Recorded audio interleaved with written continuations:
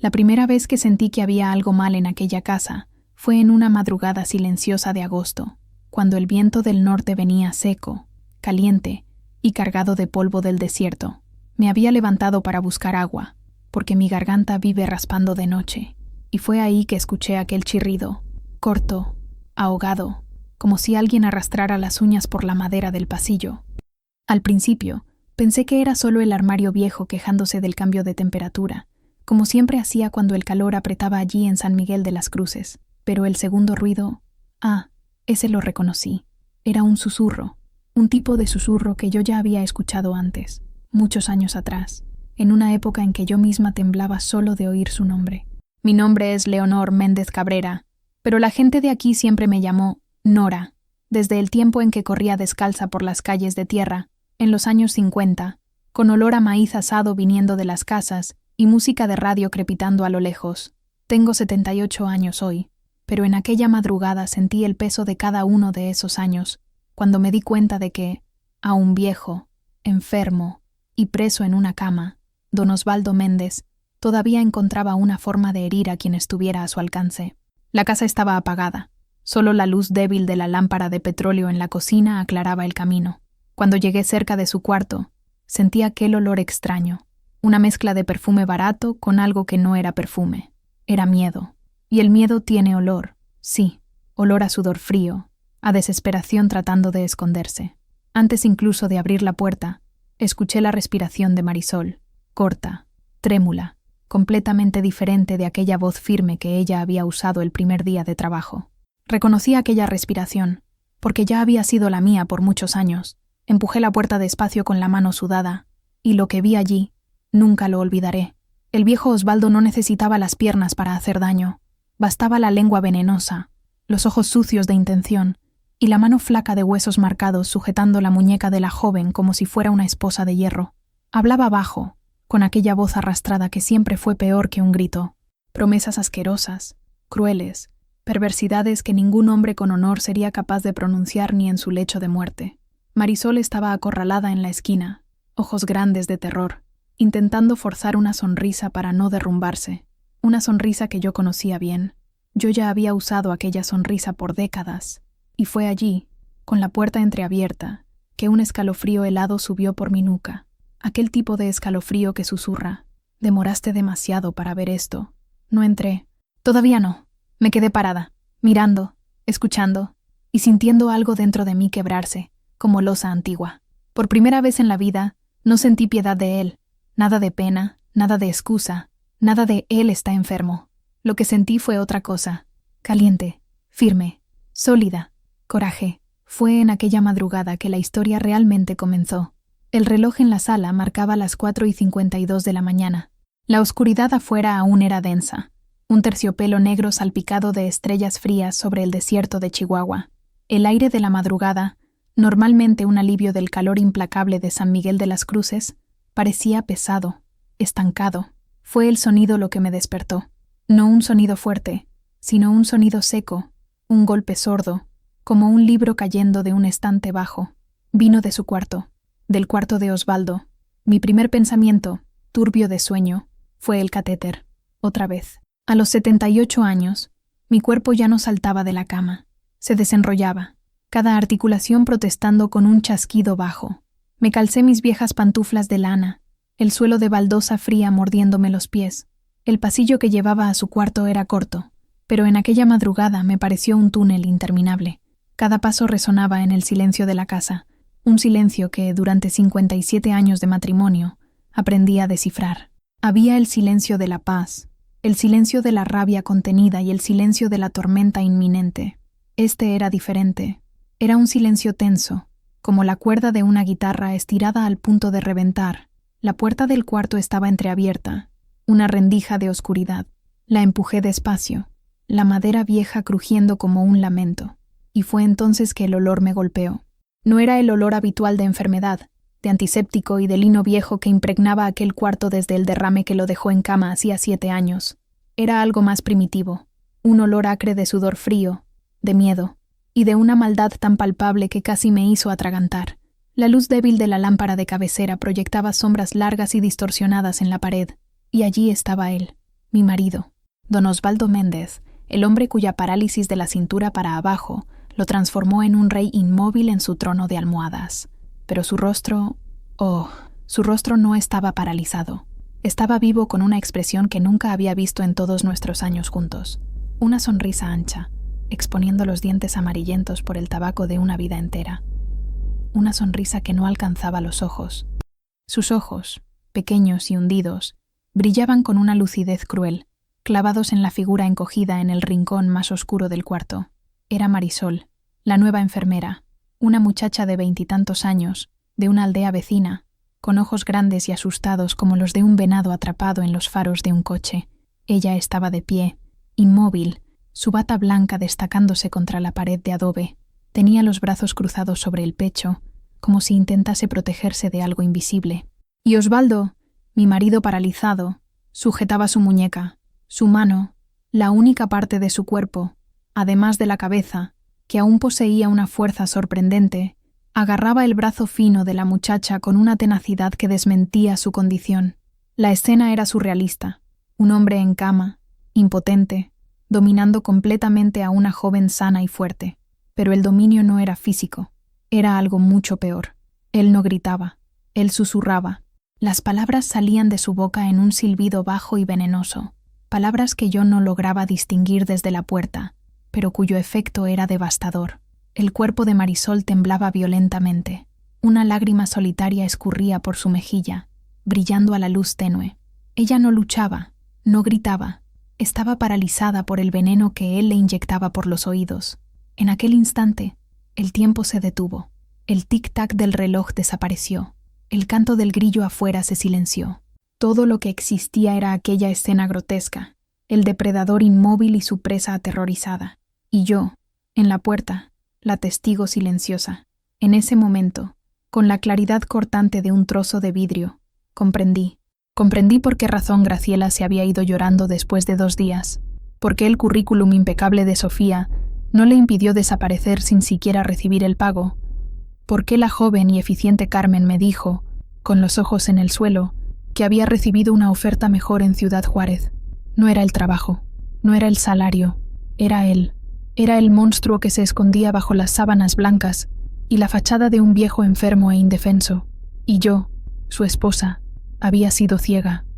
O, peor aún, había elegido no ver. Mi nombre de soltera es Leonor Cabrera. Nací y crecí aquí mismo, en San Miguel de las Cruces, un lugar donde el sol cuece la tierra hasta agrietarla y el viento carga el polvo rojo por entre las casas de adobe. Las mujeres de mi generación nacían con un destino casi trazado: aprender a cocinar, a coser, a cuidar de la casa y, sobre todo, a ser una buena esposa. Una buena esposa era sinónimo de una mujer silenciosa, paciente y obediente. Mi madre, una mujer de manos callosas y corazón resignado, me decía siempre: Nora, la fuerza de una mujer no está en su voz, sino en su capacidad de soportar. Yo le creí. Me casé con Osvaldo Méndez cuando tenía 17 años. Él ya tenía 34. Era el dueño de La Abundancia, la mayor tienda de abarrotes de la plaza principal, un negocio heredado de su padre. Para mi familia, fue un milagro. Los Méndez eran alguien en San Miguel. Tenían dinero, influencia y un nombre que abría puertas. Osvaldo era un hombre alto para su época, con un cabello negro y espeso que él peinaba hacia atrás con brillantina. Tenía un bigote frondoso y ojos que parecían evaluar todo y a todos, calculando el valor de cada cosa, de cada persona. Recuerdo nuestro primer encuentro. Mi padre arregló todo. Yo usé mi mejor vestido, uno de algodón floreado que mi madre había cosido. Me senté en la sala de estar de nuestra casa, con las manos sudadas posadas en el regazo, mientras él hablaba con mi padre sobre el precio del maíz y la sequía que se avecinaba. Apenas me miró. Cuando finalmente lo hizo, sus ojos me recorrieron de arriba a abajo, sin una pizca de calor, como si yo fuese un saco de frijoles, más que él estaba considerando comprar. «Es una muchacha sana», le dijo a mi padre, como si yo no estuviera allí. «Será una buena ama de casa». Y lo fui. Aprendí a cocinar sus platos favoritos, a mantener la casa impecable, a tener su ropa siempre lavada y planchada. Aprendí a anticipar sus humores, a saber cuándo hablar y, más importante, cuándo quedarme callada. Él nunca me levantó la mano. La violencia de Osvaldo era más sutil, más insidiosa. Era la forma como él criticaba mi comida frente a los invitados, diciendo con una sonrisa que Nora se esfuerza, pobrecita. Era como desvalorizaba mis opiniones con un «Tú no entiendes de estas cosas, mujer». Era como controlaba cada centavo, haciéndome pedir dinero para comprar pan, y después cuestionando el cambio. Tuvimos 2 hijos, Mateo y Rodrigo. Con ellos, Osvaldo era diferente. Era exigente, severo, pero también había un brillo de orgullo en sus ojos. Para ellos, él era el padre fuerte, el proveedor, el pilar de la familia. Para mí, él era el amo de la casa, y yo, su sirvienta más leal. Los muchachos crecieron y se fueron, como es natural. Mateo fue a estudiar ingeniería a Monterrey y se quedó por allá, con su propia familia. Rodrigo, el más joven y más rebelde, fue a probar suerte a los Estados Unidos y nunca más miró hacia atrás, excepto para enviar dinero en Navidad y en mi cumpleaños. Nos quedamos solos, él y yo. La casa, antes llena de risas y carreras, se volvió silenciosa. Un silencio llenado apenas por el sonido de su voz, dando órdenes, criticando, encontrando fallas en todo lo que yo hacía. El mundo exterior nos veía como la pareja ejemplar de San Miguel, don Osvaldo, el comerciante respetado, y su devota esposa, doña Nora. Nadie veía las paredes de nuestra casa, que se cerraban sobre mí cada día que pasaba. Nadie oía las palabras que él usaba como pequeños cuchillos, cortando mi autoestima pedazo a pedazo. Y yo, condicionada por una vida entera de soportar, acepté aquello como mi destino. Me casé con el nombre Méndez, y el peso de ese nombre era la carga que yo tenía que llevar. El derrame llegó sin aviso, en una tarde calurosa de junio. Osvaldo estaba en su despacho, revisando las cuentas de la tienda, que ya era administrada por un sobrino. Yo estaba en la cocina preparando la sopa de fideo que tanto le gustaba. Escuché un golpe, el mismo sonido sordo que me despertaría años más tarde. Corrí al despacho y lo encontré caído en el suelo, al lado de su sillón de cuero, con un lado del rostro caído y los ojos en blanco. El pánico que sentí fue avasallador. Llamé a la ambulancia. Los vecinos vinieron corriendo. Fueron días de angustia en el pequeño hospital de Delicias, la ciudad más cercana. Los médicos dijeron que él había tenido suerte de sobrevivir. La suerte le costó el movimiento de las piernas y del brazo izquierdo. Su voz, antes un trueno, se volvió arrastrada, pero las palabras continuaban siendo las mismas, afiladas, crueles. El regreso a casa fue el inicio de un nuevo capítulo en mi calvario. Osvaldo, confinado a una cama hospitalaria instalada en nuestro antiguo cuarto de huéspedes, se convirtió en un tirano aún más implacable. Su frustración e impotencia física eran descargadas sobre la única persona a su alcance, yo. Si la sopa estaba demasiado caliente, la escupía. Si yo tardaba un minuto de más en traerle el orinal, me insultaba. Si yo intentaba leerle el periódico, criticaba mi dicción. Los días se convirtieron en una rutina agotadora y sin alma. Despertar antes del amanecer, preparar su desayuno, bañarlo en la cama, una tarea hercúlea para mi edad, cambiarle las sábanas, administrar los medicamentos, preparar el almuerzo, limpiar la casa, preparar la cena, darle los últimos medicamentos y, finalmente, caer en mi propia cama, en un cuarto separado, demasiado exhausta para llorar. Nuestros hijos llamaban. «¿Cómo está papá?», preguntaban. «¿Está dando mucho trabajo?». «Está como siempre», respondía yo, con mi voz neutra. «Estamos yendo bien». ¿Qué más podría yo decir? ¿Que su padre, el hombre que ellos respetaban, pasaba los días humillándome? ¿Que a veces yo deseaba que Dios se lo llevara en paz y sentía una culpa terrible por pensar tal cosa? No, yo era una buena esposa, y las buenas esposas soportan. El doctor Ramírez, nuestro médico de cabecera, un hombre bondadoso que me conocía desde niña, fue el primero en sugerir ayuda. «Nora, usted no puede seguir así», me dijo durante una visita a casa. «Usted va a terminar enfermándose. Necesita una enfermera, alguien para ayudarla con los cuidados más pesados». La idea, al principio, me pareció una traición. Cuidar de mi marido era mi deber, pero mi cuerpo dolía, mis espaldas ardían, mis rodillas crujían con cada movimiento. El agotamiento era un manto pesado que me sofocaba. Con el apoyo financiero de mis hijos, que se sintieron aliviados por poder ayudar a distancia, decidí contratar a la primera enfermera. Fue así que Graciela entró en nuestra casa, y fue así que el misterio comenzó. Graciela era una mujer en sus 40 años, robusta y con una sonrisa fácil, Tenía excelentes referencias y una paciencia que parecía infinita. En los primeros 2 días, la casa pareció más ligera. Ella asumió el baño, el cambio de pañales, la fisioterapia pasiva de los miembros paralizados. Yo pude finalmente respirar un poco, cuidar de mi jardín, ir a misa por la mañana sin tener que correr de vuelta a casa. El primer día, Osvaldo apenas habló con ella. Solo la observaba con sus ojos penetrantes, como un halcón, estudiando a su presa. El segundo día, comencé a notar un cambio. Cuando yo entraba en el cuarto, las conversaciones se silenciaban. Graciela parecía tensa. Su sonrisa ya no era tan espontánea. En la mañana del tercer día, la encontré en la cocina, con su maleta hecha, los ojos rojos de llorar. «No puedo, doña Nora», dijo ella, la voz temblando. «Pido disculpas, pero no puedo quedarme». «Pero, ¿por qué, Graciela? ¿Pasó algo? ¿El pago no es suficiente?» Ella negó con la cabeza, rechazando encontrar mi mirada. «No es el dinero, es su marido. No puedo trabajar con él. Él es un hombre enfermo, Graciela. Está amargado, frustrado. Es necesario tener paciencia». «No es frustración, señora. Es maldad», dijo ella, y la forma en que pronunció la palabra «maldad» me hizo estremecer. Antes de que yo pudiera insistir, ella tomó la maleta y salió, casi corriendo. Yo me quedé confundida y un poco irritada.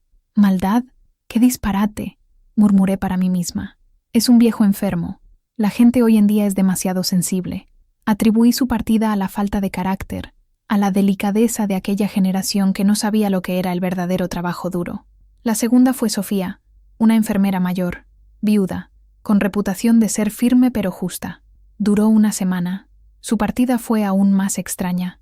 Ella simplemente no apareció una mañana de lunes. Cuando la llamé, su voz al teléfono era fría y distante. «Encontré otro empleo. Enviaré a alguien a buscar mis cosas». Y colgó. Dejó atrás una semana de salario por cobrar. ¿Quién hace eso? Después de Sofía, vino Carmen, una muchacha joven y enérgica. Pensé que tal vez su juventud la hiciera más resiliente. Me equivoqué. Duró 4 días. Su excusa fue una oferta de empleo irrechazable en Ciudad Juárez. Mirando hacia atrás, consigo ver el miedo en sus ojos. Un miedo que en ese momento interpreté como emoción por la nueva oportunidad. Con cada partida, mi frustración crecía. Me quejaba con mis hijos, con mis vecinas. «No se consigue gente seria para trabajar hoy en día», decía yo. «Son todas unas perezosas, unas quejicas». Mis amigas asentían moviendo la cabeza. «Es verdad, Nora. Nadie quiere cuidar a los viejos». Y en todo este tiempo, Osvaldo observaba. Cuando una enfermera partía, él decía, con un tono de falsa conmiseración: «¿Ves, Leonor? Nadie tiene tu paciencia. Solo tú me logras aguantar». Y yo, en mi cansancio y en mi ceguera, interpretaba aquellas palabras como un raro elogio, un reconocimiento de mi sacrificio. Me sentía exhausta, pero también un poco orgullosa. Yo era la única que conseguía lidiar con el difícil don Osvaldo. Yo era la buena esposa, la indispensable. Mal sabía yo que estaba siendo manipulada, que cada partida de una enfermera era una victoria para él, una forma de mantenerme presa, de garantizar que yo, y apenas yo, sería su única cuidadora, su única víctima. Pasaron meses hasta que tuve el coraje de intentar nuevamente. Mi cuerpo protestaba más que nunca. Un dolor agudo se había instalado en mi cadera, y mis manos, hinchadas por la artritis, tenían dificultad en ejecutar las tareas más simples. El doctor Ramírez fue tajante. «Nora, o consigue ayuda, o la próxima persona en necesitar una cama de hospital será usted». Fue a través de una prima que oí hablar de Marisol. Era hija de unos conocidos de un pueblo vecino, Las Varas. Había terminado el curso de auxiliar de enfermería y necesitaba desesperadamente trabajo para ayudar a la familia. «Es una muchacha muy seria, Nora», me dijo mi prima, «trabajadora y de buena familia». Marisol vino para la entrevista en una tarde de domingo. Era más pequeña y delgada de lo que yo imaginaba, con largas trenzas negras que le caían sobre los hombros y unos ojos castaños, enormes y expresivos. Tenía un aire tímido, casi asustado, pero su voz era firme cuando hablaba de su entrenamiento y de su voluntad de trabajar. Le mostré el cuarto de Osvaldo. Él estaba durmiendo, su respiración pesada llenando el silencio. «El trabajo es exigente», le avisé. «Mi marido, él puede ser difícil. La enfermedad lo dejó muy irritable». Marisol miró la figura en la cama y después a mí. «Yo entiendo, doña Nora.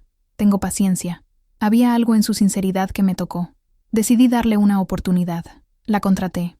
Ella comenzó el martes siguiente. El primer día transcurrió sorprendentemente bien. Marisol era metódica y gentil. Hablaba con Osvaldo en un tono calmado y respetuoso, incluso cuando él refunfuñaba o se negaba a cooperar. Ella encontró una manera de girarle el cuerpo sin causarle dolor, algo que yo raramente conseguía. Por la noche, cuando ella se retiró al pequeño cuarto que le arreglé en el fondo de la casa, sentí una ola de esperanza. Tal vez, esta vez, fuera diferente. Tal vez Marisol fuese la persona correcta. El segundo día, la atmósfera comenzó a cambiar. Osvaldo estaba más hablador. Cuando yo entraba en el cuarto para llevar una bandeja o cambiar el agua, lo oía haciéndole preguntas personales, sobre su familia, si tenía novio, qué hacía en su tiempo libre. Al principio, parecía una curiosidad inofensiva de un viejo solitario, pero había una intensidad en su mirada, una forma de escrutarla que me dejó incómoda, aunque yo no supiera explicar por qué. Marisol respondía de forma educada pero evasiva. Noté que ella evitaba quedarse a solas con él por largos periodos. Si él estaba conversando, ella encontraba siempre una excusa para ir a la cocina a buscar algo, o para ordenar el armario de las medicinas. Yo veía su sutil estrategia de fuga, y una vez más, la interpreté mal. Pensé que era timidez, que ella se sentía intimidada por la figura de don Osvaldo.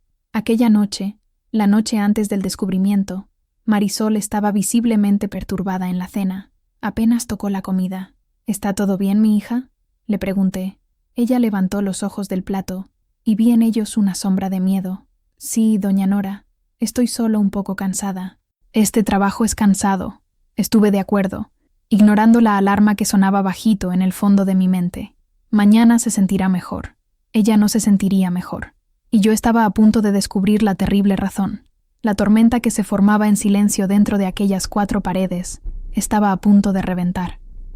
Y su eco iba a romper el mundo que yo conocía. La madrugada del jueves llegó, como todas las otras, envuelta en un manto de silencio y oscuridad. El sueño, para mí, ya no era un refugio profundo, sino una serie de siestas ligeras, siempre con un oído atento a cualquier sonido viniendo del cuarto de Osvaldo. Tantos años cuidándolo, habían entrenado mi cuerpo para un estado de alerta permanente. El sonido que me despertó no fue un gemido de dolor o un pedido de agua, fue un golpe, seco, ahogado, como si algo de madera hubiera sido derribado. Mi corazón dio un salto. Mi primera reacción fue pragmática, el soporte del suero tal vez, o la mesita de noche. Me levanté, los huesos protestando, y me calcé las pantuflas. El aire en el pasillo parecía eléctricamente cargado.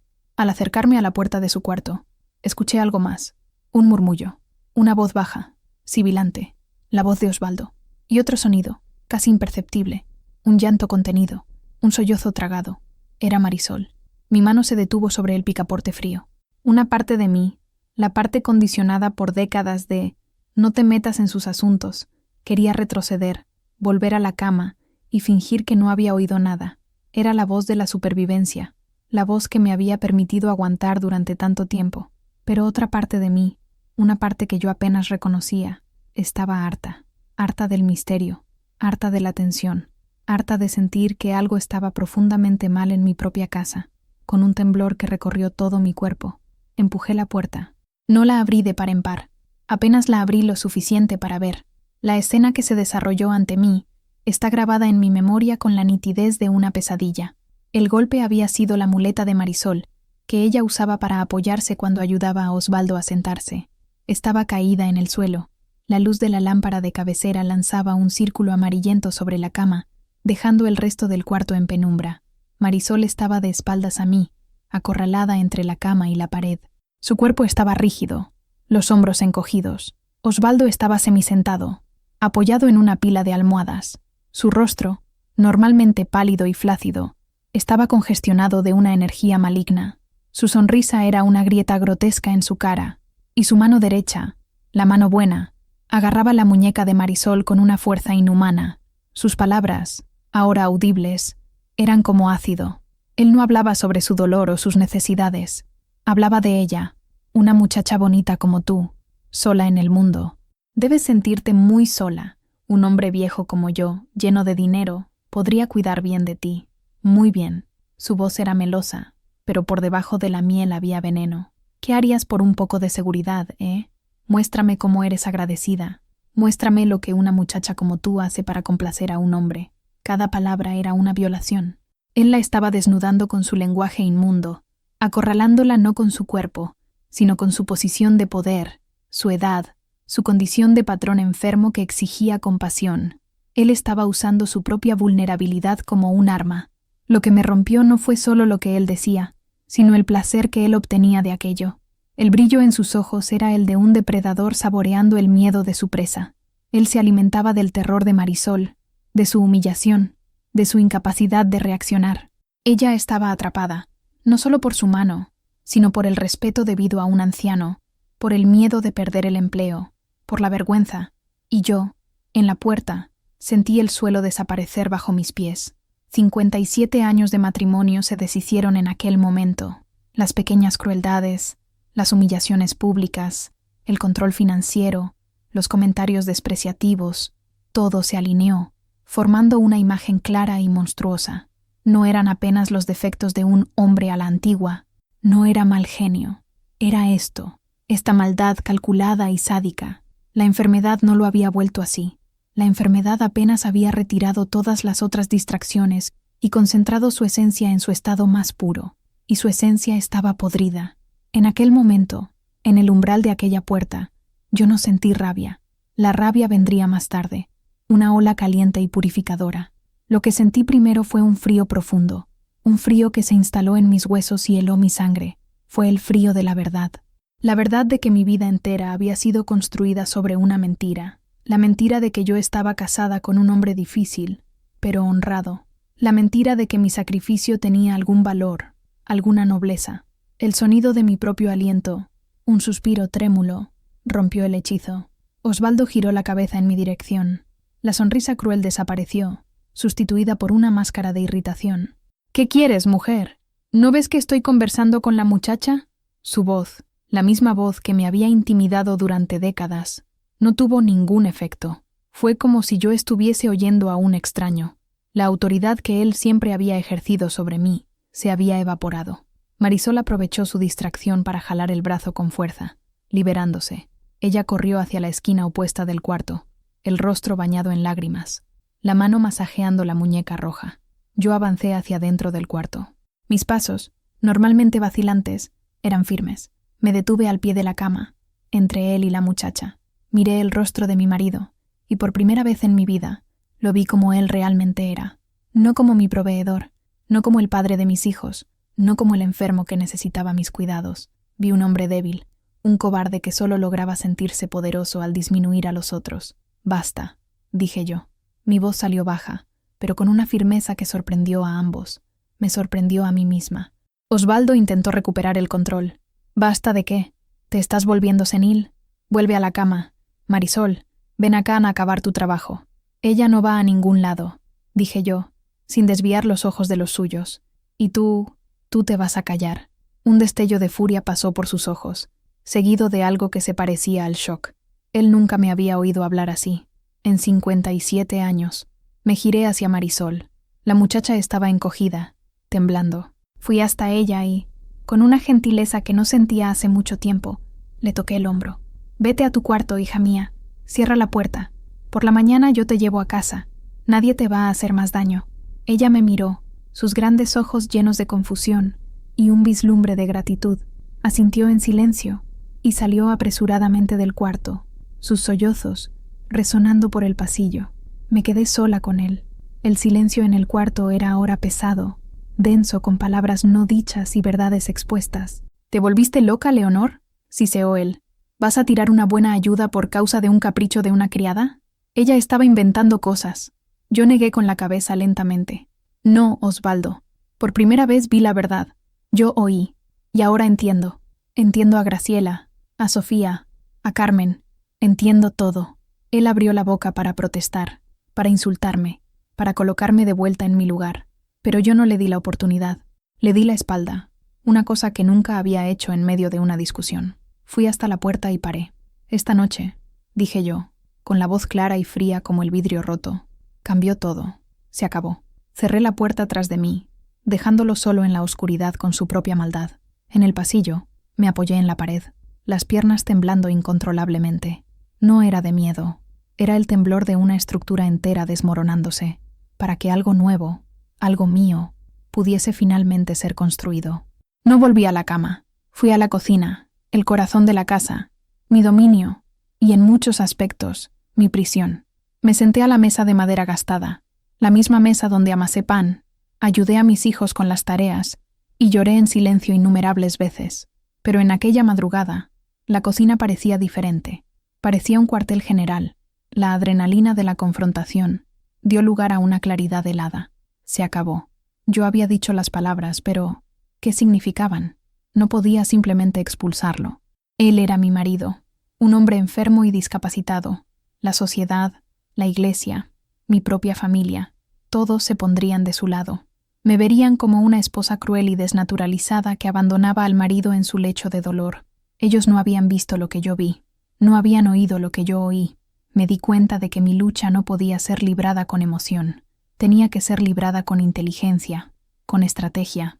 Durante 57 años, él había sido el estratega, y yo, la pieza en su tablero. Ahora, los papeles tenían que invertirse. El sol comenzó a rayar, pintando el cielo de naranja y rosa. Hice café, el aroma fuerte ayudándome a organizar los pensamientos. Tomé un cuaderno viejo y una pluma. En la primera página escribí: el plan. El primer paso era Marisol. Ella era mi testigo. Pero era una muchacha joven, de una familia humilde. Presionarla a testificar públicamente contra un hombre poderoso como Osvaldo podría destruir su reputación. Yo tenía que protegerla. Cuando llegó la mañana, fui a su cuarto. Toqué suavemente. Ella abrió la puerta, ya vestida, con su pequeña maleta hecha. «Doña Nora», comenzó ella, la voz débil. «No necesitas decir nada», la interrumpí gentilmente. Yo vi, yo oí, y te creo. Vi el alivio inundar su rostro. «Voy a llevarte a casa, y voy a pagarte no solo por estos días, sino por un mes entero, por lo que pasaste». Las lágrimas brotaron de sus ojos nuevamente, pero esta vez parecían ser de gratitud. «Gracias». «Yo soy quien te agradece, Marisol», dije yo, y era verdad. «Te agradezco por haberme abierto los ojos». La llevé a casa en nuestro viejo coche, que yo raramente conducía. En el camino, le pedí, con mucho cuidado, que me contara lo que había pasado con las otras enfermeras, si es que ella sabía algo. Descubrí que la comunidad de cuidadoras era pequeña. Las historias circulaban. Graciela había avisado a otras para no aceptar el trabajo. Sofía había sido amenazada por Osvaldo. Él dijo que si ella contaba a alguien lo que él le decía, usaría sus conexiones para garantizar que ella nunca más trabajaría en toda la región. Todo encajaba. Él no era solo un agresor. Él era metódico. Dejé a Marisol en casa de sus padres, garantizándole que ella no necesitaba hacer nada más, que yo me encargaría de todo. Al regreso, mi determinación se solidificó. Mi plan tenía ahora más pasos. Paso 2. Mis hijos. Ellos tenían que saber. Pero yo sabía cómo iban a reaccionar. «Papá está enfermo, mamá. Él no sabe lo que dice». Yo necesitaba más que mi palabra. Paso 3. El doctor Ramírez. Él era un hombre de ciencia y de compasión. Tal vez él me escuchase. Él había visto mi agotamiento, mi deterioro. Paso 4. Pruebas. ¿Cómo probar el abuso verbal? La palabra de una muchacha asustada y de una esposa anciana contra la de un respetado anciano de la comunidad. Era aquí que el plan se volvía más difícil. Volví a casa. Osvaldo estaba gritando desde el cuarto, llamando por mí, exigiendo su desayuno. Lo ignoré. Fui al armario de mi hijo Rodrigo, donde él guardaba sus cosas viejas. Recordé una pequeña grabadora que él usaba para la escuela. Removí en una caja de zapatos y allí estaba, cubierta de polvo, con una cinta de casete en blanco adentro. La probé. Funcionaba. Mi corazón latía descontroladamente. Lo que estaba a punto de hacer parecía una traición terrible, una violación de la intimidad. Pero ¿qué intimidad quedaba para ser violada? Él había destruido todo. Tomé la grabadora, el metal frío en mi mano temblorosa, y caminé en dirección a la guarida del león. La caza había comenzado. Entré en el cuarto de Osvaldo con una bandeja. En ella, su café con leche y sus tostadas, exactamente como a él le gustaban. Mi cara estaba impasible, una máscara de normalidad que llevé décadas perfeccionando. La pequeña grabadora estaba escondida en el bolsillo de mi delantal, el dedo pulgar sobre el botón de grabación. «Finalmente», gruñó él, «pensé que te habías muerto en la cocina. ¿Dónde está la muchacha? La despediste, ¿no fue? Estúpida. Eras tú quien quería ayuda. Ahora aguántate. Yo no respondí. Coloqué la bandeja en su mesita de noche. Mis manos temblaban tanto que el café salpicó en la taza. ¿Estás sorda ahora, además de vieja?, insistió él. Ella se fue, Osvaldo. No quería quedarse. Claro que no quería. Son todas unas perezosas. Solo tú, mi santa Leonor, me aguantas. Había un sarcasmo cortante en su voz. Lo ayudé a sentarse, como siempre. Mis movimientos eran mecánicos. Mi foco estaba en el pequeño aparato en mi bolsillo. Cuando me incliné para ajustar sus almohadas, con la excusa de dejarlo más cómodo, encendí la grabación. El clic suave fue ahogado por el crujir de las sábanas. Coloqué el delantal doblado sobre la silla al lado de la cama, con el bolsillo vuelto hacia él. Después, me senté en la silla, algo que raramente hacía. Normalmente, yo me quedaba de pie, lista para servir. Mi acto de sentarme fue una pequeña declaración de guerra. ¿Qué fue? ¿Te cansaste?, preguntó él desconfiado. Sí, Osvaldo, estoy muy cansada. Entonces ve a descansar. Pero primero, léeme el periódico. Quiero saber las cotizaciones. No voy a leer el periódico hoy, dije yo, mi voz calmada. Hoy, vamos a conversar. Él me miró, sus ojos entrecerrándose. Él sintió el cambio en el aire. ¿Conversar sobre qué? No tengo nada que hablar contigo. Tenemos 57 años para hablar, continué, el corazón martillando contra mis costillas. Vamos a hablar sobre la noche pasada, sobre lo que le dijiste a Marisol. Fue como abrir una compuerta. Su rabia, siempre en la superficie, explotó. Aquella pequeña mentirosa fue a darte quejas, ¿verdad? Y tú, como una gallina estúpida, le creíste. Una ramera que vino aquí a intentar sacarme dinero. Yo estaba poniéndola en su lugar. Las palabras salían de él, un chorro de veneno, y cada una de ellas estaba siendo capturada por la cinta magnética. Ella es una muchacha decente, Osvaldo. Tú la aterrorizaste. ¿La aterroricé? Yo le di un vislumbre del mundo real. Mujeres como ella necesitan un hombre que las ponga en línea, tal como tú siempre necesitaste. Si no fuera yo, ¿qué serías tú, Leonor? Nada, una campesina analfabeta muriendo de hambre. Yo te di un nombre, una casa, comida en la mesa. ¿Y es así que me agradeces, tomando partido por una extraña contra tu propio marido? Él continuó por casi media hora. Desenterró quejas antiguas, insultos que yo pensaba haber olvidado. Me acusó de haberlo atrapado en un matrimonio sin amor, de ser una esposa fría, de nunca haberlo comprendido. Cada frase era una distorsión de la realidad, un intento de culparme por su propia miseria, por su propia crueldad. Él se pintó como la víctima, el mártir, el hombre incomprendido encadenado a una mujer inferior.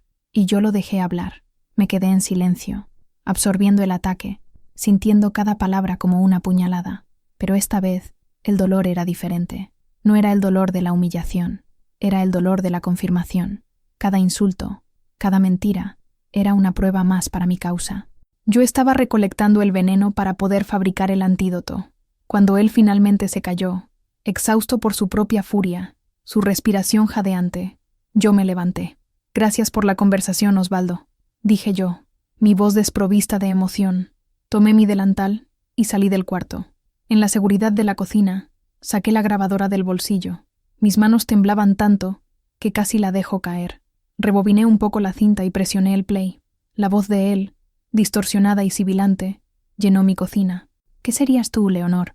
Nada, una campesina analfabeta. Apagué el aparato, el estómago revolviéndose. Era feo, era grotesco, pero era la verdad. Y era mi arma, con el casete guardado en un lugar seguro, una vieja caja de galletas en el fondo de la despensa. Sentí un cambio sutil en mí. Ya no era apenas una víctima reaccionando. Era una mujer con un propósito. El paso siguiente era el más doloroso: involucrar a mis hijos. Mateo, mi hijo mayor, era un hombre pragmático, un ingeniero. Él veía el mundo en términos de lógica y soluciones. Amaba al padre con una reverencia distante, la imagen de un hombre fuerte e íntegro que Osvaldo siempre proyectó para el mundo exterior. Rodrigo, el más joven, era más emotivo, pero también más cínico. Su relación con el padre siempre fue tensa, una lucha de voluntades. Decidí llamar primero a Mateo. Él era el ancla de la familia. Esperé hasta el final de la tarde, cuando sabía que él ya habría salido del trabajo. Marqué el número, mis dedos tropezando en los botones del viejo teléfono de disco. «Mamá, qué sorpresa», ¿Está todo bien? Su voz era cálida, pero con un toque de preocupación. Yo raramente llamaba. Hola, hijo mío. Sí, estoy bien, pero necesito hablar contigo y con tu hermano. Es importante. ¿Pasó algo con papá? Con papá y conmigo. Con todos nosotros. Respiré hondo. Mateo, las cosas aquí en casa no están bien. Yo no puedo más cuidar de tu padre sola. Pero mamá, contratamos a la enfermera nueva, a Marisol. ¿Ella no está funcionando? Ella se fue, Mateo. Lo escuché suspirar del otro lado de la línea. ¿Otra? Dios mío, mamá, qué mala suerte. Nadie quiere trabajar hoy en día. No se preocupe, vamos a buscar otra. No, hijo mío, no entiendes. El problema no son las enfermeras. El problema es tu padre. Hubo un silencio. Yo sabía lo que él estaba pensando. Mi madre está vieja, cansada, exagerando. Mamá, yo sé que él es difícil. La enfermedad vuelve a las personas amargas. No es la enfermedad. Lo interrumpí, mi voz más firme de lo que yo esperaba. Mateo, tu padre ha sido cruel. Él ha abusado verbalmente de todas las enfermeras que pusieron los pies aquí. Él las amenazó. Él las humilló. Yo vi, Mateo, yo oí. ¿Abusado? Mamá, esa es una palabra muy fuerte. Papá tiene un temperamento difícil. Siempre tuvo. Él dice cosas sin pensar. Él sabe exactamente lo que dice y lo que hace. Él lo hace a propósito. A él le gusta ver a las personas sufrir. Eso no parece el padre que yo conozco. Su voz estaba ahora a la defensiva. Él estaba protegiendo la imagen de su padre, su propia infancia, porque él nunca te mostró esa faceta, hijo mío. A los hombres, él mostraba respeto. A las mujeres, especialmente a las que dependían de él, él mostraba otra cosa.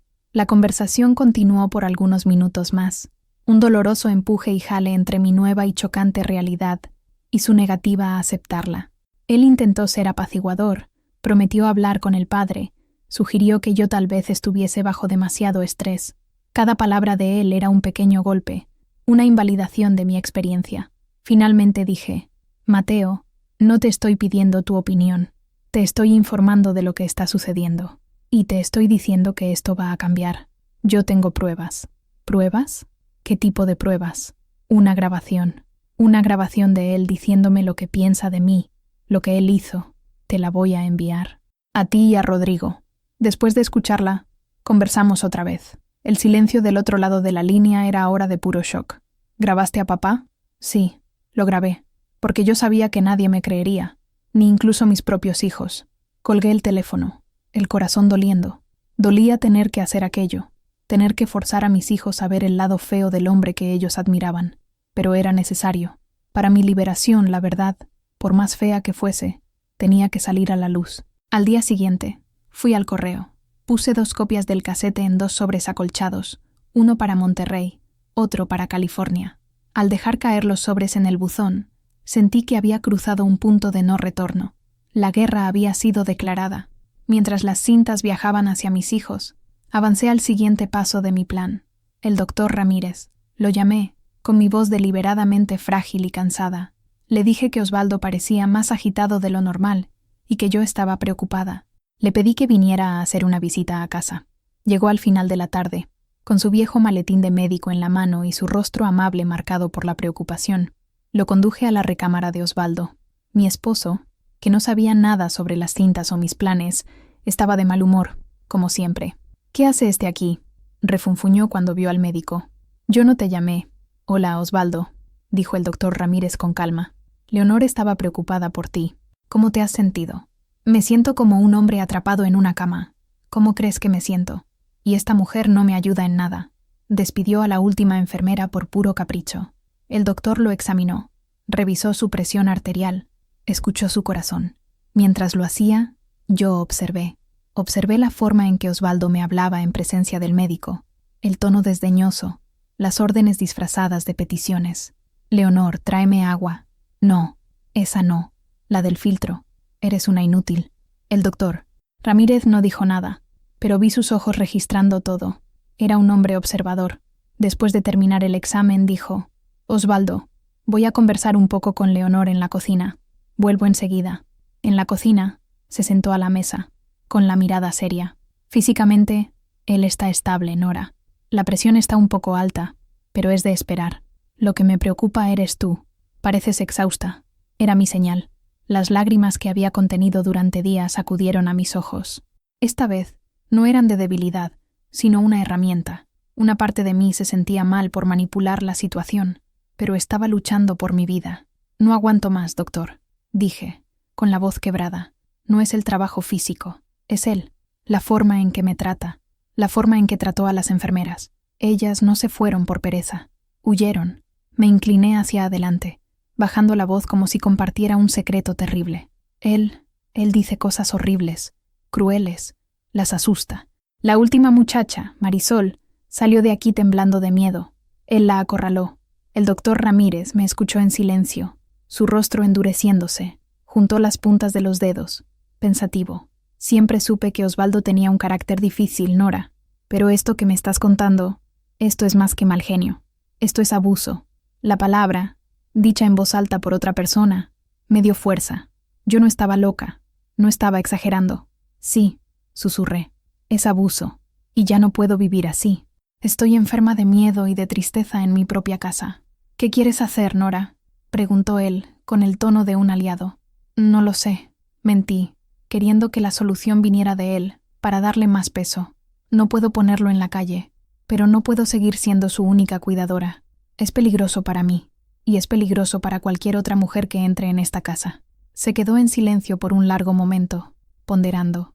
Existe una clínica en Delicias, una buena institución de cuidados a largo plazo. Tienen personal capacitado para lidiar con pacientes difíciles, con problemas de comportamiento. Tal vez sea la mejor solución para ambos. Para él, tener los cuidados que necesita las 24 horas del día. Y para ti, para que tengas paz. Mi corazón dio un vuelco. Era exactamente lo que quería escuchar. ¿Pero cómo?, pregunté.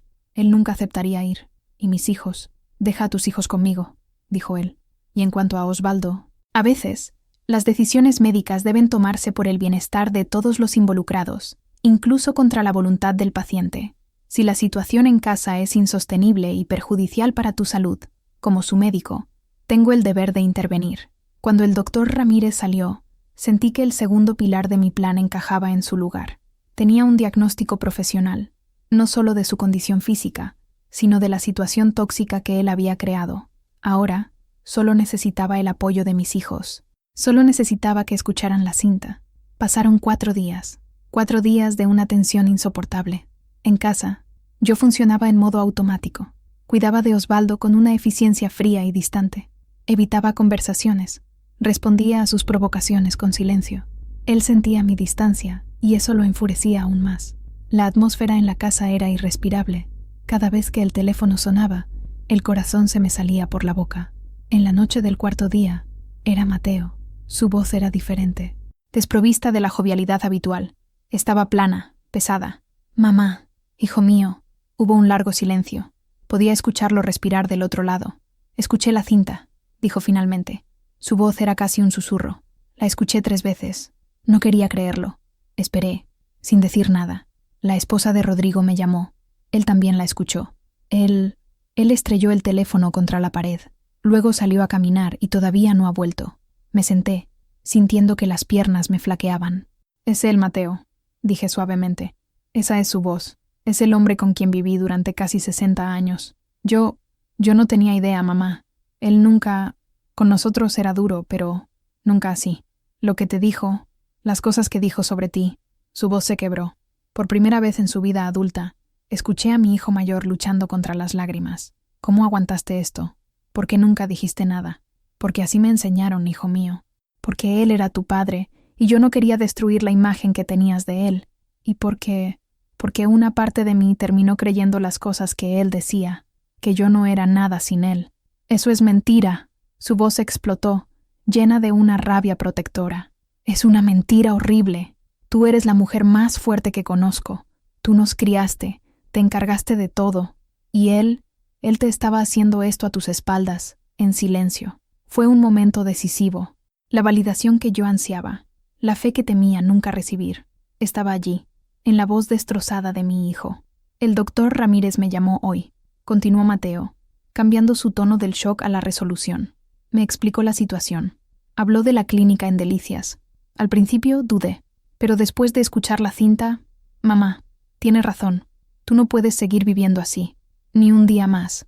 ¿Y Rodrigo? Pregunté. Rodrigo estará de acuerdo. Él siempre supo que papá tenía un lado oscuro. Creo que esta cinta solo confirmó sus peores sospechas. Mamá, ¿qué quieres que hagamos? Nosotros te apoyamos. 100%. Dinos qué necesitas. Las lágrimas corrieron por mi rostro, pero eran lágrimas de alivio. Un peso gigantesco. El peso del secreto y la vergüenza. Se estaba levantando de mis hombros. Necesito que hablen con el doctor Ramírez, dije. Necesito que autoricen como familia su traslado a la clínica. Yo sola no puedo. Él va a luchar. Va a decir que estoy loca, que lo estoy tratando de encerrar. Necesito que ustedes sean mi voz. Dalo por hecho, dijo Mateo, con su voz ahora firme, la voz del ingeniero que encontró un problema y está determinado a resolverlo. Voy a encargarme de todo. Llamaré al doctor mañana por la mañana. Y mamá, perdóname por no haber visto, por no haber sabido. No tenías cómo saber, hijo mío, dije, con la voz entrecortada. Su trabajo era que nadie lo supiera, y él era muy bueno en su trabajo. Cuando colgué el teléfono, una paz que no sentía hace décadas se instaló en mi corazón. Ya no estaba sola. Tenía a mis hijos, tenía al doctor, y, lo más importante, me tenía a mí misma, la verdadera Leonor, que finalmente había encontrado su voz. Con el apoyo de mis hijos y del doctor Ramírez, me sentía fortalecida, pero sabía que el proceso no sería simple. Osvaldo era un maestro de la manipulación. Podía presentarse fácilmente como una víctima, un viejo enfermo siendo abandonado por su familia cruel. Necesitaba un aliado más, alguien oficial, alguien que pudiera documentar la situación desde una perspectiva legal y social. Me acordé de Inés Vargas, la trabajadora social que laboraba en el pequeño centro de salud de la ciudad. Era una mujer más joven, en sus 30, enérgica, y con una reputación de no tener miedo de involucrarse en situaciones familiares complicadas. Las personas mayores de la ciudad la consideraban un poco metiche, pero yo veía en ella una fuerza que admiraba. Agendé una cita con ella, diciendo que era sobre cuestiones de cuidados para adultos mayores. Nos encontramos en su pequeña oficina, un espacio apretado lleno de archivos y carteles sobre salud pública. Inés tenía unos ojos inteligentes y perspicaces que parecían ver a través de las fachadas. Comencé contándole la historia de las enfermeras, mi agotamiento, mis preocupaciones. Ella escuchó pacientemente, tomando notas. Después, respiré hondo y le conté sobre la madrugada con Marisol y sobre la grabación. Sé que parece extremo, grabar a mi propio marido, dije, sintiendo una punzada de vergüenza. Inés negó con la cabeza, su mirada llena de empatía, no de juicio. Doña Nora, lo que usted hizo no fue extremo, fue un acto de supervivencia. Usted usó las herramientas que tenía para protegerse a sí misma y a los otros. Eso se llama coraje. Sus palabras fueron un bálsamo. Ella no me veía como una esposa vengativa, sino como una mujer luchando. Mi médico y mis hijos están de acuerdo en que necesita ser transferido a una institución de cuidados, expliqué. Pero tengo miedo de lo que la gente va a decir, miedo de que él logre voltear la situación en mi contra. Ahí es donde yo puedo ayudar, dijo Inés. Mi trabajo es evaluar el ambiente doméstico y garantizar el bienestar de todas las partes, especialmente de los más vulnerables. Y en esta situación, doña Nora, la persona vulnerable no es solo él, es usted, y era cualquier cuidadora que entrara en su casa. Me explicó el proceso. Ella haría una visita oficial a mi casa para una evaluación de cuidados. Hablaría conmigo, hablaría con Osvaldo. Su informe sería una pieza fundamental para justificar el traslado, no como un abandono, sino como una necesidad médica y social. Cuando él hable conmigo, dijo ella, estaré escuchando no solo sus palabras, sino la forma en que las dice. Estaré observando la dinámica entre ustedes. Nosotras, las trabajadoras sociales, estamos entrenadas para ver las grietas debajo de la pintura fresca. También me dio consejos prácticos. No lo confronte más, mantenga su distancia. Sea educada, pero no se involucre emocionalmente. Usted necesita conservar su energía para lo que está por venir. Deje que los profesionales lidien con él a partir de ahora. Salí de la oficina de Inés sintiéndome más ligera. Mi pequeña conspiración por la libertad se estaba convirtiendo en una operación coordinada, apoyada por profesionales. Tenía la medicina, la ley y el amor de mi familia de mi lado. Cada pieza del rompecabezas estaba encajando. La fortaleza que Osvaldo había construido a mi alrededor, ladrillo a ladrillo de miedo y manipulación, estaba a punto de derrumbarse. Los días que siguieron a la conversación con Inés fueron extrañamente tranquilos. El doctor Ramírez se encargó del papeleo para la admisión de Osvaldo en la clínica El Buen Reposo, en Delicias, citando necesidades de cuidados complejos y un ambiente doméstico perjudicial para la salud de la cuidadora principal. Mis hijos confirmaron su consentimiento por teléfono y por escrito. Inés programó su visita. Todo se movía tras bambalinas. En la superficie, la rutina de la casa continuaba. Yo cuidaba de Osvaldo, pero con una nueva barrera invisible entre nosotros. Yo era eficiente, profesional, casi como una enfermera que él tanto despreciaba. Hacía lo que tenía que hacerse: la comida, los medicamentos, la higiene, y después me retiraba. Pasaba horas en mi jardín, sintiendo la tierra en mis manos, podando los rosales, arrancando la mala hierba. El jardín se convirtió en mi santuario, un lugar donde podía respirar y sentir el control sobre algo. Osvaldo sentía el cambio. Mi sumisión había sido reemplazada por una calma impenetrable, y eso lo desequilibraba. Intentó de todo para provocarme, para obtener una reacción. Insultó mi comida, criticó mi apariencia, me acusó de tener un amante. Es eso, ¿no? Te estás viendo con alguien, por eso andas tan distante. Yo no respondía, solo lo miraba, una mirada vacía, y luego continuaba con mis tareas. Su poder sobre mí dependía de mi reacción, de mi dolor, de mi rabia, de mis lágrimas. Al no darle nada, lo estaba desarmando. Su rabia crecía en proporción directa a mi silencio. Él gritaba, tiraba los cubiertos al suelo, golpeaba con el puño la mesita de noche, y yo simplemente limpiaba el desastre en silencio y salía de la habitación. Una tarde, cambió de táctica. Intentó la lástima. «Nora, por favor», dijo, su voz repentinamente débil y llorosa. «No me trates así. Soy un hombre viejo y enfermo. Estoy solo. Solo te tengo a ti. Perdóname si dije algo que te lastimó». El dolor me hace decir cosas que no siento. Por un momento fugaz, una punzada de culpa me golpeó. La culpa de toda una vida. Pero luego recordé el rostro de Marisol, el sonido de su voz en la cinta. Esto era solo otra actuación, otra herramienta de su arsenal de manipulación. «Vas a tener todos los cuidados que necesitas, Osvaldo», dije, con mi voz suave pero firme. Y fue todo lo que le di. La visita de Inés, la trabajadora social, fue el ensayo general para el acto final. Llegó una tarde de martes, con su portapapeles y una sonrisa profesional. Le explicó a Osvaldo que estaba allí para una evaluación de rutina, para ver si la familia necesitaba más apoyo. Osvaldo se transformó. Ante Inés, él era el viejo encantador y sufrido. Se quejó de sus dolores, elogió mi dedicación. No sé qué haría sin mi Nora. Y pintó un cuadro de una pareja de ancianos luchando valientemente contra la adversidad. Inés le siguió el juego, haciendo preguntas empáticas, pero vi sus ojos moverse, notando la forma en que él me interrumpía, cómo respondía a preguntas que ella me dirigía a mí. Ella notó la tensión en mis hombros siempre que él hablaba. Cuando se levantó para irse, apretó mi mano discretamente. El apretón fue firme, un mensaje silencioso de apoyo. «El informe será favorable al traslado», murmuró ella cuando la acompañé hasta la puerta. «No hay dudas de que este ambiente es insostenible para usted. Esa noche, apenas dormí. No por miedo, sino por anticipación. Todo estaba listo. La ambulancia vendría a buscarlo a la mañana siguiente. Después de 57 años, mi guerra silenciosa estaba a punto de terminar, y no sabía si lo que sentía era alegría, tristeza o solo un vacío profundo. La mañana del jueves amaneció gris y húmeda, una rareza en el clima seco de Chihuahua. Parecía que el propio cielo estaba conteniendo la respiración. Me levanté antes del sol, preparé el café, pero no pude comer nada. Mi estómago era un nudo apretado. Preparé una pequeña maleta para Osvaldo con sus artículos de higiene personal y algunas mudas de ropa. Hice todo con una calma exterior que desmentía la tormenta dentro de mí. Él todavía no sabía nada. El doctor Ramírez había aconsejado que se lo contáramos solo en el momento, para evitar una noche de furia y enfrentamientos.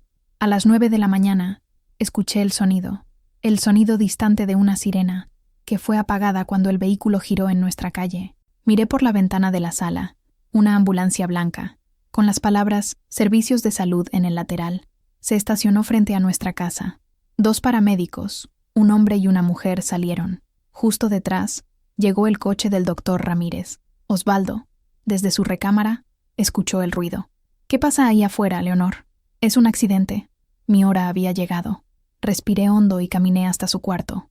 El doctor Ramírez entró a la casa justo detrás de mí. Osvaldo, comencé, mi voz temblando ligeramente. Él vio al médico detrás de mí, y su expresión cambió de curiosidad a sospecha. ¿Qué pasa? ¿Por qué está él aquí? ¿Y qué hace esa ambulancia allá afuera? El doctor Ramírez asumió el liderazgo. Su tono era tranquilo y profesional.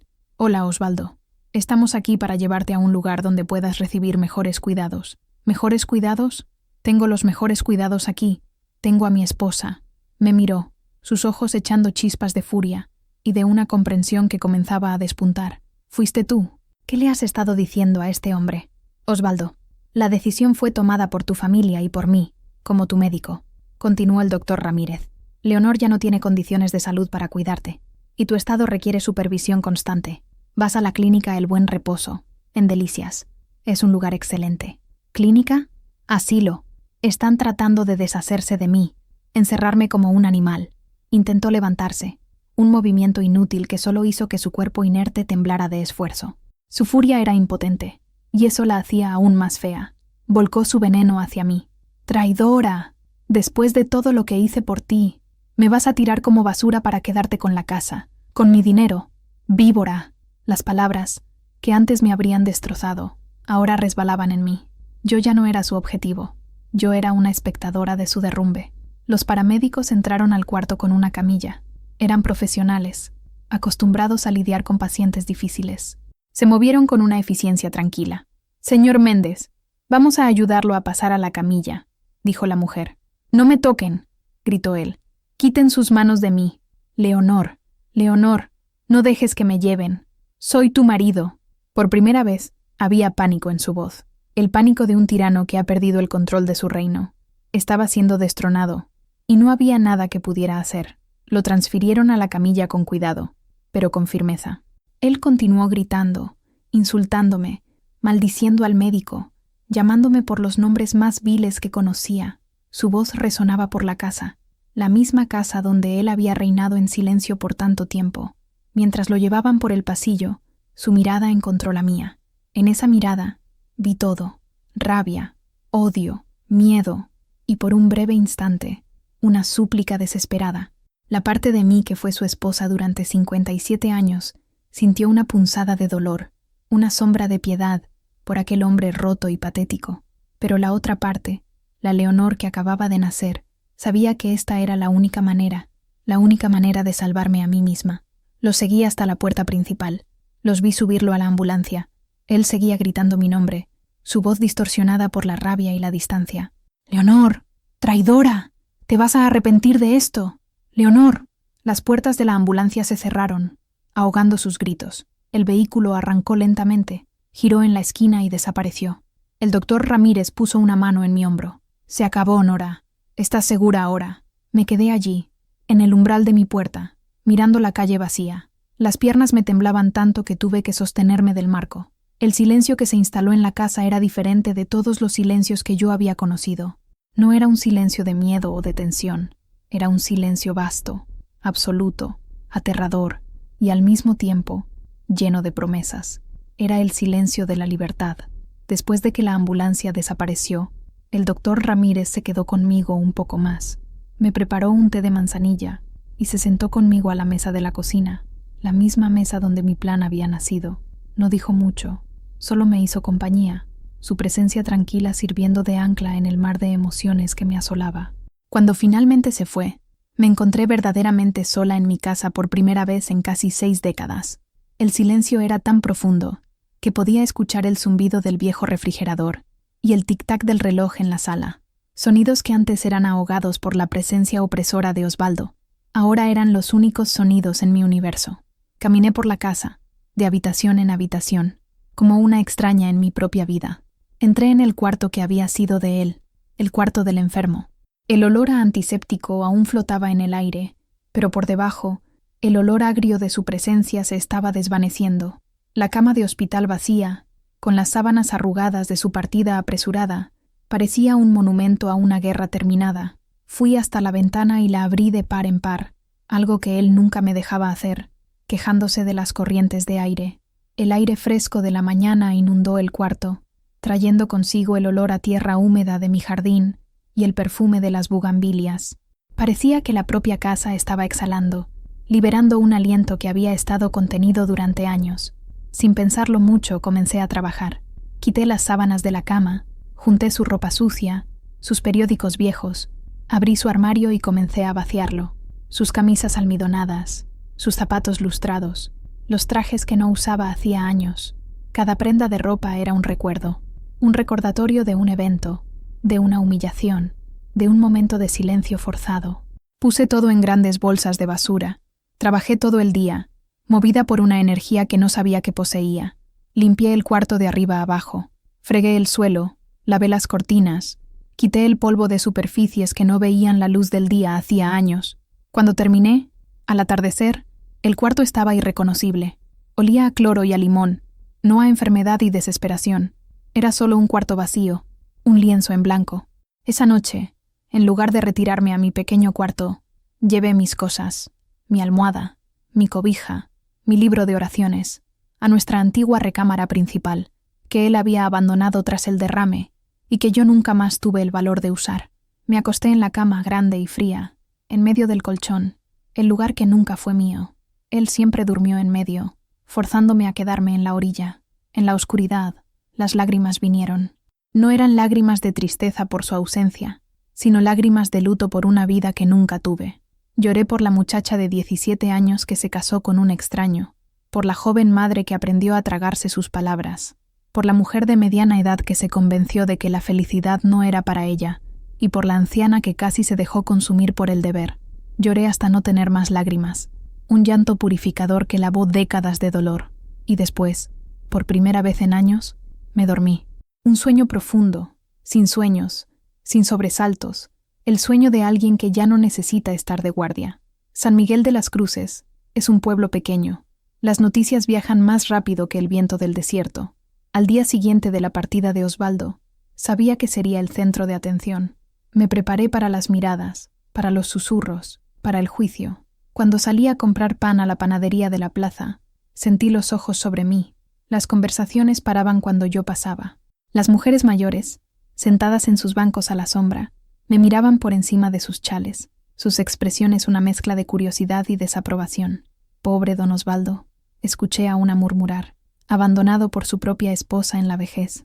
Doña Elvira, la dueña de la panadería, una mujer cuya lengua era tan afilada como su cuchillo de pan, fue la primera en confrontarme directamente. Entonces, Nora, dijo ella mientras me entregaba el pan, escuché decir que tu Osvaldo se fue a Delicias. ¿La casa te quedó grande, fue eso? Su tono era falsamente dulce, pero la acusación era clara. La miré a los ojos. La vieja Leonor habría bajado la cabeza, murmurado una disculpa y huido. La nueva Leonor mantuvo la barbilla en alto. Mi Osvaldo fue a un lugar donde puede recibir los cuidados médicos que necesita, Elvira, dije, con voz tranquila y firme. Como sabes, ninguna enfermera se quedaba aquí. El doctor Ramírez pensó que esta era la mejor solución para su salud, y para la mía. Mi respuesta directa y sin rodeos la tomó por sorpresa. Ella no esperaba hechos, esperaba drama, lágrimas, justificación. No le di nada de eso, solo la verdad, dicha de forma simple. Continué mis compras, con la cabeza en alto. Con cada persona que encontraba, ofrecía la misma explicación tranquila y factual. No me quejaba, no lo acusaba, no compartía los detalles sórdidos, solo afirmaba la necesidad médica de su traslado. Poco a poco, la narrativa comenzó a cambiar. Mi dignidad y mi negativa a participar en chismes desarmaron a los críticos. La mención constante del doctor Ramírez, una figura universalmente respetada, dio legitimidad a mi historia. Mi amiga más cercana, Soledad, una viuda que vivía al final de la calle, vino a visitarme esa tarde.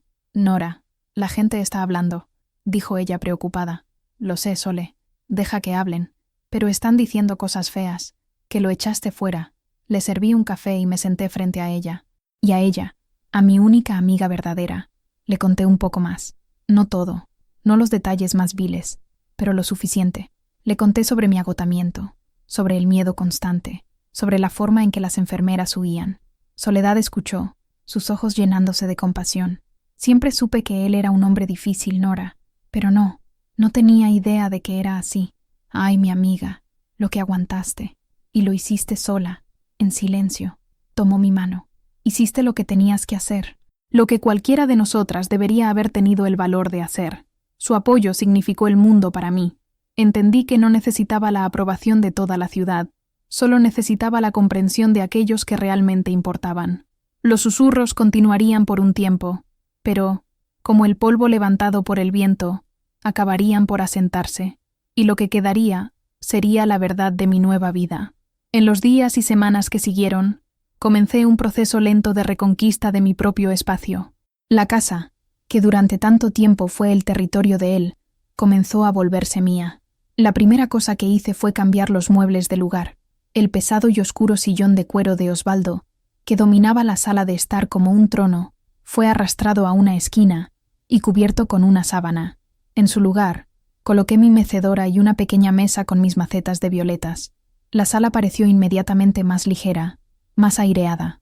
Abrí las ventanas todos los días, dejando que el sol y el aire entraran. Comencé a escuchar música en la vieja radio de la cocina, algo que Osvaldo detestaba. Tarareaba viejas canciones mientras cocinaba, no los platos complicados que él exigía, sino las comidas sencillas que a mí me gustaban: caldo de pollo, quesadillas con flor de calabaza, ensaladas frescas de mi jardín. El cuarto que había sido de él se convirtió en mi cuarto de costura. Le quité el polvo a mi vieja máquina de coser Singer y comencé a remendar ropa, a hacer nuevas cortinas para la cocina. El sonido rítmico de la máquina era una melodía de productividad y paz. Hasta el jardín parecía florecer con una nueva vitalidad. Planté tomates, pimientos y cilantro. Mis rosales, que siempre amé, parecían dar flores más brillantes y perfumadas. Pasaba las tardes cuidando de mis plantas, sintiendo el sol en mi piel, las manos sucias de tierra. Era un trabajo honesto, un trabajo que me devolvía belleza y sustento. Mis hijos llamaban todos los días, al principio preocupados. Después, al escuchar la nueva ligereza en mi voz, sus llamadas se volvieron más relajadas. Mateo me contó que estaba enseñando a su nieto a andar en bicicleta. Rodrigo describió un viaje que hizo con su esposa a la costa de California. Eran conversaciones normales, de familia, sin la sombra de la enfermedad y la tensión que siempre las habían atormentado. Por primera vez, no era solo la cuidadora de su padre, era su madre, una persona con su propia vida. Claro que había momentos de soledad. Por la noche, el silencio de la casa a veces pesaba. Estaba el hábito, la memoria fantasma de su presencia. A veces, casi esperaba escucharlo llamar desde el cuarto. En esos momentos, sentía un escalofrío, una mezcla de alivio y de una extraña forma de pérdida. No era que lo extrañara a él, sino el luto por una vida entera vivida de una cierta manera. Era la incomodidad de la libertad, que, como un par de zapatos nuevos, necesitaba tiempo para ajustarse. Pero esos momentos eran pasajeros. Eran rápidamente reemplazados por la gratitud. La gratitud por una simple taza de café bebida en silencio, viendo salir el sol. La gratitud por poder leer un libro sin ser interrumpida. La gratitud por la paz. Estaba redescubriendo no solo mi casa, sino a mí misma. Y la mujer que estaba encontrando era alguien que me empezaba a caer bien. Pasaron 3 semanas antes de que tuviera el valor de visitarlo. La clínica me llamaba semanalmente con actualizaciones. Él se estaba adaptando. Era poco cooperativo con el personal, pero estaba estable. El doctor Ramírez me aconsejó darle tiempo para ambientarse antes de aparecer. Finalmente, decidí que tenía que ir. No por él, sino por mí. Necesitaba verlo en su nuevo ambiente para poder cerrar completamente aquel capítulo en mi mente. Le pedí a Soledad que me acompañara. La idea de ir sola todavía era intimidante. La clínica El Buen Reposo era un edificio moderno y limpio en las afueras de Delicias. No era el asilo sombrío que Osvaldo imaginaba. Tenía jardines bien cuidados, salas de convivencia con grandes ventanas y enfermeras que se movían con una eficiencia profesional. Lo encontramos en una sala de estar, en una silla de ruedas, mirando una televisión que nadie estaba viendo. Estaba afeitado y vestía ropa limpia. Parecía más pequeño, más frágil, lejos de su cuarto, lejos de su trono. Cuando me vio, su rostro se volvió una máscara de resentimiento. «Mira quién decidió aparecer», dijo, su voz llena de veneno. «¿Viniste a ver si ya me morí?» Soledad dio un paso atrás, incómoda. Me acerqué y me senté en la silla frente a él. «Hola, Osvaldo. Vine a ver cómo estabas». «¿Cómo iba a estar? Estoy en una prisión». rodeado de viejos seniles y de enfermeras que me tratan como a un niño. Todo por tu culpa. ¿Te están tratando bien?, pregunté ignorando el ataque. ¿La comida es buena? ¿Necesitas alguna cosa? Necesito ir a casa, replicó él. Esto es un error. Tú sabes que lo es. Diles que cometiste un error. Diles que quieres que vuelva. Había una desesperación en su voz que yo nunca había escuchado antes. La desesperación de alguien que sabe que ha perdido todo el poder. Lo miré a los ojos, y por primera vez no sentí miedo, no sentí culpa. Sentí una especie de tristeza distante. Tristeza por el hombre que él podría haber sido, por la vida que podríamos haber tenido si él no hubiera sido consumido por su propia amargura. No puedo hacer eso, Osvaldo, dije, mi voz suave pero inquebrantable. Esta es tu casa ahora. Vas a ser bien cuidado aquí. Entonces así es, siseó él entrecerrando los ojos. ¿De verdad vas a dejarme pudrir aquí? Vendré a visitarte de vez en cuando, dije, levantándome. Pero mi casa ya no es tu lugar. Me di la vuelta y me fui, con Soledad a mi lado. No miré hacia atrás. Podía sentir sus ojos quemándome la espalda, pero su poder sobre mí estaba roto. La visita había sido difícil, pero necesaria. Había confirmado que tomé la decisión correcta. Él estaba seguro, estaba siendo cuidado, y estaba en un lugar donde su crueldad verbal sería tratada con profesionalismo, no con el miedo y la sumisión a la que estaba acostumbrado. Él no podía herir a nadie más, y sobre todo, no podía herirme más a mí. En el camino de regreso a San Miguel, con el sol poniéndose en el horizonte, me sentí más ligera que en toda mi vida. El último fantasma había sido exorcizado. La vida se asentó en un nuevo ritmo, un ritmo que era enteramente mío. Las mañanas ya no comenzaban con el sonido de una campanilla sonando agresivamente desde el cuarto del fondo, sino con el canto de los pájaros en mi ventana. Tomaba mi desayuno lentamente, leyendo el periódico o simplemente mirando mi jardín. Comencé a hacer cosas que no hacía décadas. Me uní al grupo de costura de la iglesia, que se reunía todos los miércoles por la tarde. Al principio, me sentí tímida, fuera de práctica en socializar. Las otras mujeres, muchas de ellas viudas o con los maridos también enfermos, me recibieron calurosamente. Hablábamos de nuestras familias, intercambiábamos recetas, compartíamos los pequeños dramas y alegrías de nuestras vidas.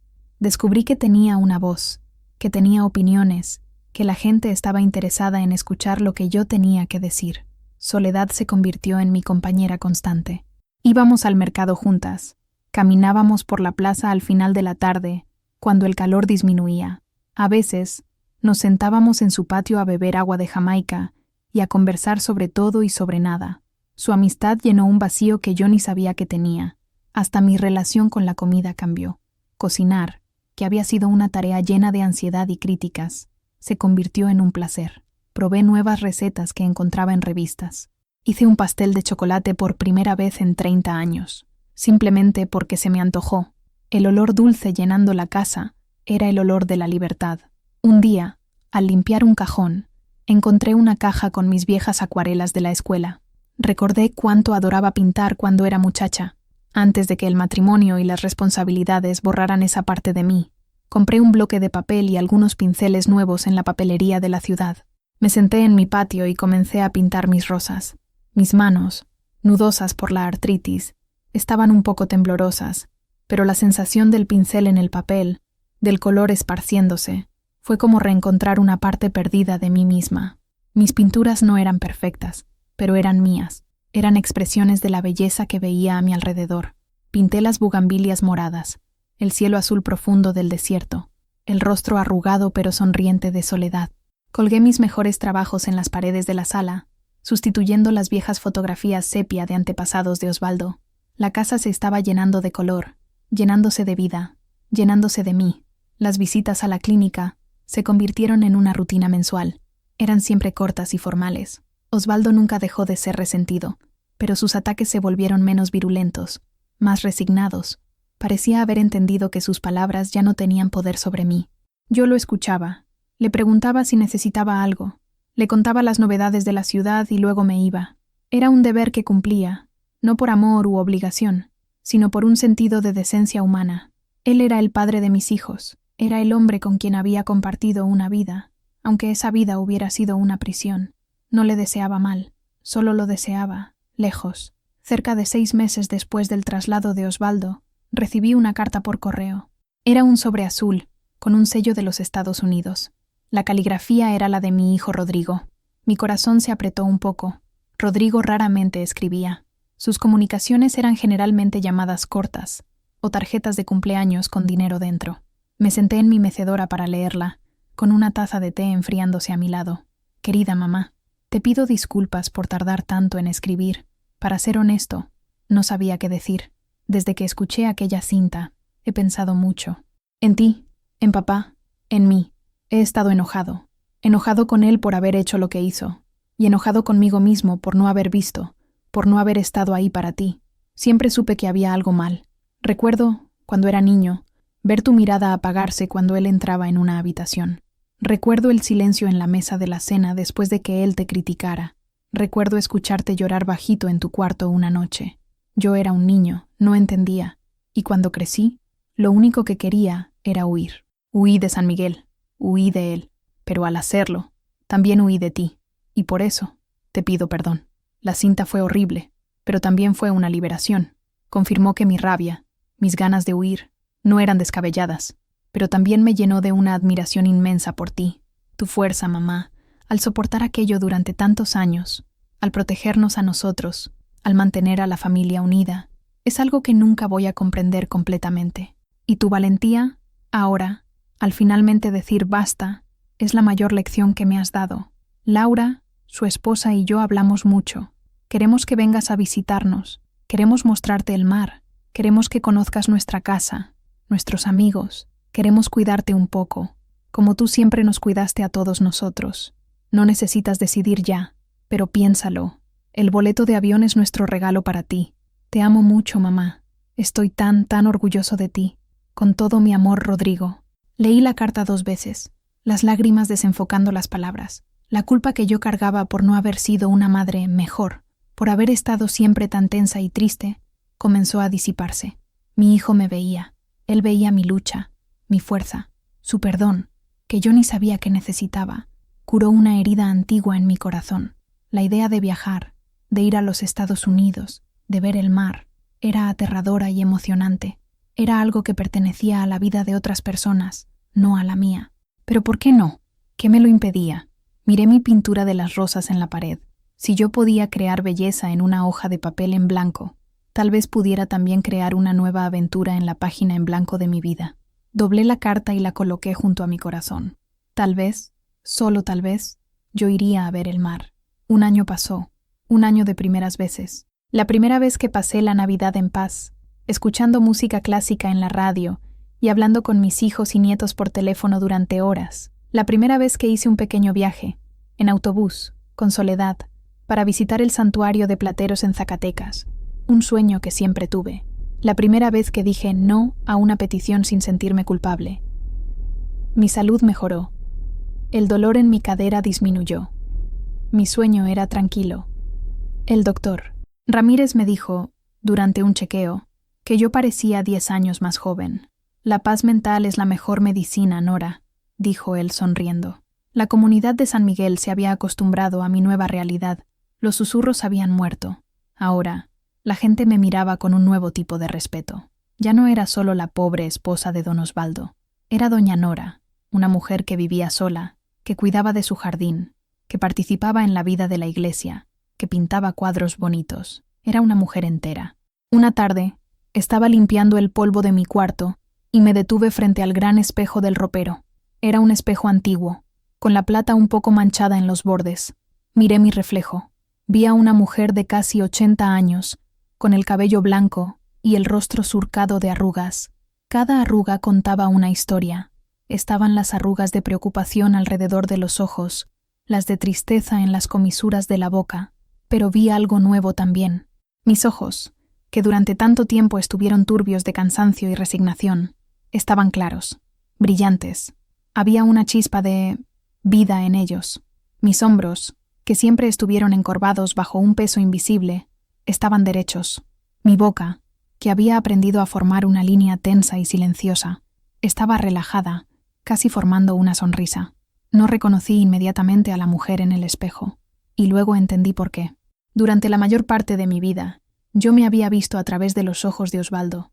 Había visto a una mujer inadecuada, poco inteligente, envejecida, aburrida, una sirvienta. Ahora me estaba viendo a mí misma, por mis propios ojos, y la mujer que veía era fuerte, era resiliente, era valiente, había sobrevivido, había luchado por su libertad y había ganado, había encontrado la belleza en su vida nuevamente, había aprendido a amar su propia compañía. Sonreí a mi reflejo, y la mujer en el espejo me devolvió la sonrisa. Era una sonrisa genuina, que venía del fondo del alma. En ese momento, supe que estaba curada. La prisión no fue solo la casa o el matrimonio. La prisión fue la forma en que yo me veía a mí misma. Y ahora, yo era libre. 2 años después de haber sido internado, recibí una llamada de la clínica. Osvaldo tenía neumonía. Estaba débil, y los médicos no le daban mucho tiempo. Mi primer impulso fue no ir. ¿Qué diferencia haría? Pero luego pensé en mis hijos, y pensé en mí. Necesitaba un final, un punto final en nuestra historia. Fui sola. Cuando entré en su cuarto privado, el olor a enfermedad era más fuerte que nunca.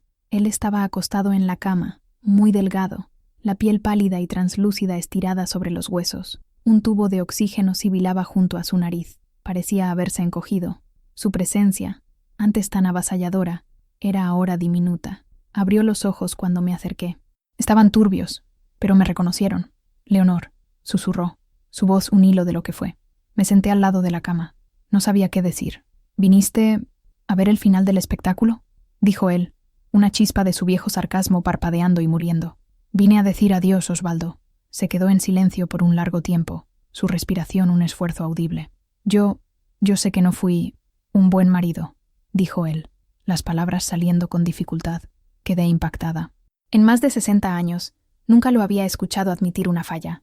No lo fuiste, respondí yo, mi voz suave, sin acusación. Era solo un hecho. Volvió la cabeza hacia la ventana, como si no lograra mirarme. Tenía miedo, siempre. ¿Miedo de qué, Osvaldo? De no ser suficiente, de que la gente viera que, por debajo de todo, yo no era nada, como mi padre siempre dijo que yo era.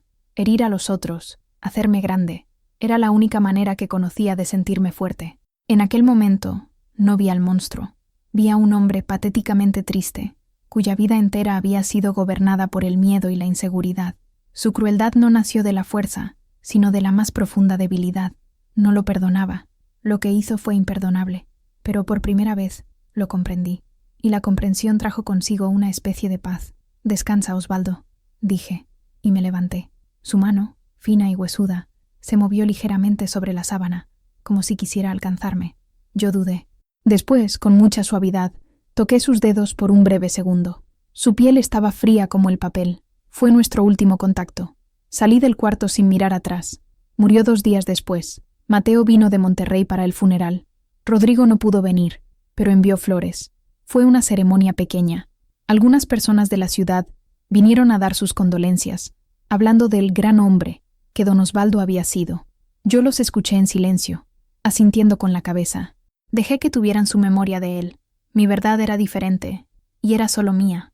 Cuando volví a casa después del entierro, la casa no parecía diferente. Su muerte no cambió nada para mí, porque él ya había partido de mi vida hacía mucho tiempo. Mi libertad no dependía de su muerte, sino de mi propia valentía. La vida continuó. El luto que sentí no fue por Osvaldo, sino por el paso del tiempo, por el final de una era. Con su muerte, el último hilo que me unía a mi pasado fue cortado. 1 mes después del funeral, estaba yo en mi patio, cuidando de mis flores, cuando vi a alguien detenerse en mi puerta. Era Marisol, la joven enfermera que había sido el catalizador de todo mi cambio. Ella estaba diferente. Parecía mayor, más segura. Estaba usando un uniforme de enfermera de un hospital de Delicias. «Doña Nora», dijo ella, sonriendo tímidamente. «Supe de su marido. Mi más sentido pésame. Gracias, hija mía. Entra, por favor». Le serví un vaso de limonada y nos sentamos a la sombra de las bugambilias. Me contó que, después de aquella noche, ella había decidido que no quería tener más miedo. Volvió a estudiar, consiguió su título completo de enfermería y ahora trabajaba en el ala de pediatría del hospital. «Aquella noche fue la peor de mi vida», dijo ella con los ojos serios. «Pero también me dio una fuerza que yo no sabía que tenía. Y usted Usted me dio esa fuerza. La forma en que usted me defendió, nunca lo voy a olvidar. Fuimos nosotras quienes nos defendimos, Marisol, dije. Tú con tu valentía de soportar aquello, y yo con mi valentía de finalmente ver. Conversamos durante más de 1 hora. Me contó sobre sus sueños de convertirse en enfermera jefe. Yo le mostré mis pinturas. Había un lazo entre nosotras, un lazo forjado en el trauma, pero que ahora era redefinido por la supervivencia y el respeto mutuo. Cuando ella se fue, dejó un pequeño ramo de margaritas del campo en mi mesa. Miré las flores simples y alegres. Eran un símbolo de todo, de cómo algo bonito y fuerte puede nacer del suelo más oscuro y difícil. En la primavera siguiente, hice las maletas, una maleta pequeña. Escribí una carta a mi hijo Rodrigo, diciendo que aceptaba su invitación. Yo iba a ver el mar. A los 81 años, mi mayor aventura apenas estaba comenzando. Estoy sentada en un balcón con vista a un océano que es más vasto y más azul de lo que jamás imaginé. El aire salado llena mis pulmones. El sonido de las olas rompiendo en la arena es un ritmo constante, una canción de cuna que calma mi alma. Mi nieto, hijo de Rodrigo, un niño de 10 años con los ojos curiosos del padre, se sienta a mi lado, mostrándome cómo funciona su celular. Él me toma una fotografía. En la imagen, estoy sonriendo. Mis arrugas parecen las líneas de un mapa, contando la historia de un largo viaje. Es un buen rostro. Es mi rostro. Mi casa en San Miguel me está esperando. Mis flores, mis cuadros, mi amiga Soledad. Volveré. Pero este viaje me cambió. Me mostró que el mundo es grande, que todavía hay tanto por ver, tanto por aprender. A veces, por la noche, cuando el sonido del mar es lo único que se escucha, pienso en Osvaldo. Pienso en la prisión de miedo en la que él vivió, en la oscuridad que cargaba, y siento una profunda gratitud, no por él, sino por la lección que la vida con él me enseñó. Me enseñó que la verdadera fuerza no está en dominar a los otros, sino en dominarse a sí mismo. Me enseñó que la libertad no es algo que se nos da, sino algo que tenemos que conquistar. Y me enseñó que nunca es demasiado tarde para abrir una puerta y salir al sol. Mi historia no es una historia de tragedia. Es una historia de despertar. Una historia sobre una mujer que encontró su voz en el silencio del desierto. Y esa voz, ahora, es clara y fuerte. Y nunca más será silenciada. Mi casa ahora respira conmigo, ya sea bajo el sol de Chihuahua o bajo esta brisa del mar. Y si esta respiración, este soplo de vida reencontrada, los tocó de alguna forma, denle me gusta, para que otras noras por ahí sepan que no están solas. Comenten lo que sintieron, y suscríbanse para continuar descubriendo las historias que se esconden detrás de las puertas cerradas. Cada gesto de ustedes es un ladrillo en la reconstrucción de un nuevo hogar, de una nueva vida. Gracias por escucharme.